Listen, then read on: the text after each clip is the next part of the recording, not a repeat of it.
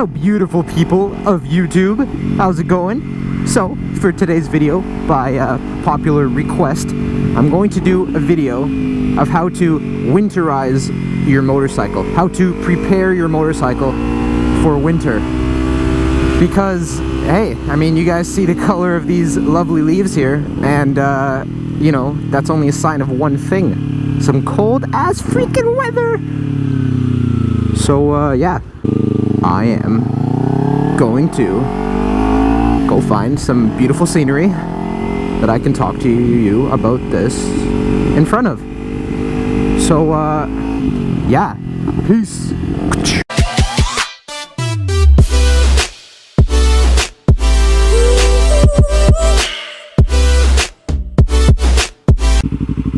So let's use this lovely backdrop here to film this winter maintenance video. You guys would not believe what the hell I had to do to prepare for this video. I don't usually prepare for my videos, let alone not very long. If I do, it'll be brief and quick. But, you know, this is an important video, and I decided to take an extra second to prepare a document for you folks. And basically, I'm going to be kind of going through this list. This is a list I prepared through maybe an hour or so of research and talking to some mechanics. And yeah, so this is the things that you need to do to prepare your motorcycle for winter storage. Now, I'm going to start with a disclaimer that I'm not putting my bike away tomorrow. I will be riding my bike basically until it just gets so unbearably cold and dangerous to ride that I won't be able to ride anymore. So with that said, I'm not performing all of these tasks in one day. However, if you wanted to perform them in all in one day, then go ahead and do them in any order that's more convenient for you. But for me, I'm going to read them out in the list that I think is most convenient to do. In terms of not doing it all at once, just one item at a time while still riding till the very last couple steps. Okay, so looking at the list here, so the first thing is you want to do an oil change. You want to have some clean oil in your bike because it's bad to leave dirty oil in your bike through the winter. Now, if we take a look at my little oil window down here, we notice if we lift the bike standing up, we notice that the oil is pretty dark in color. It's not looking terrible. I only did an oil change maybe 800 kilometers ago, but you don't want to store it with any sort of dirty oil. You want to store it with clean oil, and that will eliminate any corrosion going on inside your engine. And another benefit of that is it means you're ready to just get up and go in terms of spring. You don't need to do a fresh oil change in the spring. So next thing you want to do is wash and clean your entire bike. You want to get any sort of brake dust off, any dirt, any kind of grime that you flung up here on your bike. All that stuff is important to clean. You maybe want to clean off your exhaust. I have some extra soot built up there. If you look around my rims, it's very dirty, as you can see the difference in color there. You're going to want to clean all that stuff up and put your bike away clean because for the same reasons, a lot of the stuff that your wheels can kick up on the road can be corrosive, and you don't want to leave that on your bike during the winter. Okay? Next thing is you're going to want to completely clean and re-lubricate the chain. Now, just stepping around here to look at my bike. Again, my chain is relatively in good shape. It's starting to get dirty. These past couple of days I've been riding in some dirty areas. But so what I like to do is take this chain cover off, totally clean the chain using one of those three-sided chain toothbrushes that they sell on Amazon and stuff. You can get one of those cheap, and then clean your chain with degreaser. Then you're going to want to hit it with a nice couple coats of proper chain greaser. Don't use just WD-40 for this. Use chain greaser because it is thick and it stays on there, and it prevents being flung off as much as some of these other lubricants, so that means it'll keep your chain lubricated for longer. Okay, next thing I'm going to be doing after I do that is I'm going to be filling the gas tank all the way full and adding in the correct proportion of fuel stabilizer. Now, this is important because fuel stabilizer prevents your fuel from breaking down, and your fuel can break down if your vehicle is not being used in as little as 30 to 60 days, I believe I read.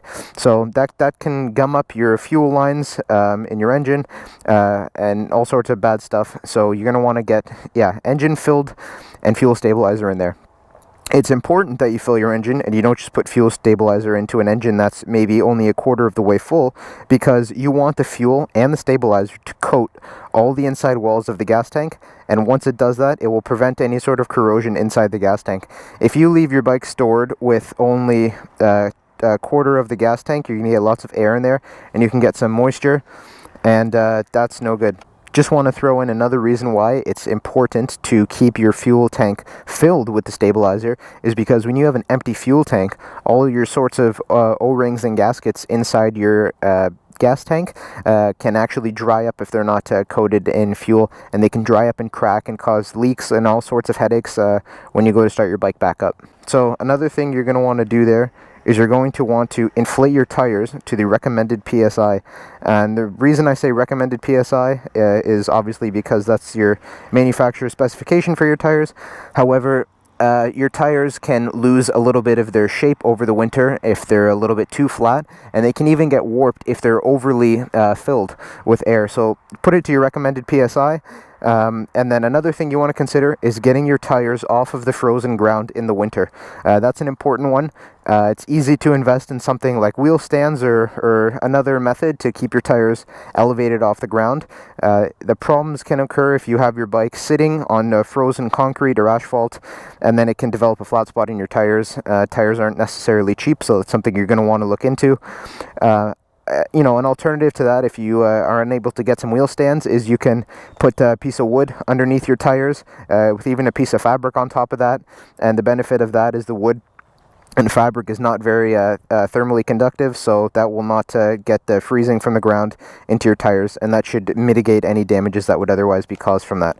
Okay, so the next thing, actually I'll mention, just back to the gas tank, if you do have a carbureted bike, which the Ninja 300 is not carbureted, but I believe the Ninja 250 is. I'm not sure about the Honda, but if you have a carbureted bike, it's important to drain your carburetor of any kind of fuel for the same reasons, because your carburetor will get gummed up, and that will, first of all, cause some corrosion, and second of all, will not let the fuel flow as it's designed to, so you're going to have some issues there. So fuel stabilizer is cheap. I bought a big jug of it. It's able to treat 300 liters of fuel, and it cost me $15 for that fuel stabilizer, so it's cheap and worth investing in. It'll help your bike start on the first try. And the next thing to that is you're going to want to prep your battery for winter storage, and this is going to be one of the last steps you do, as you can't really ride your bike once your battery is taken out and placed on either a battery charger or a battery tender, and call it what you will. But what it does is it drains and refills your battery, so it keeps your battery healthy. A lot of the time, if someone just parks their bike for the winter and they leave it there, the battery will die by the time they go to start it up again in the springtime. So it's important to take care of your battery. Next step there is you're going to want to coat any exposed metal parts in WD-40. And the reason I say this, and first of all, I'm not talking about the chain, I'm talking about extra stuff like, you know, bolts like this, maybe your exhaust piping here, any sort of fittings or attachments. You know, that stuff, it's important to coat in WD-40 because it will prevent corrosion. And, you know, the winter maintenance, really, most of it is about preventing corrosion on your bike where it's not supposed to happen. And, you know, really, it's not supposed to happen anywhere on your bike. So it's important you take care of this and you take the proper precautions. It'll keep your bike in tip-top shape. WD-40 stands for ... water displacement, which is exactly what we want when preparing our bike for winter. So we don't want that direct contact of the moisture on metal parts that can be easily rusted, so that's a good step to take there. Next thing there is you're going to want to plug any holes. Wink, wink, I know you guys are laughing. You're going to want to plug any holes on your bike because you don't want any rodents or animals to make little homes inside your bike while it's not being ridden throughout the winter.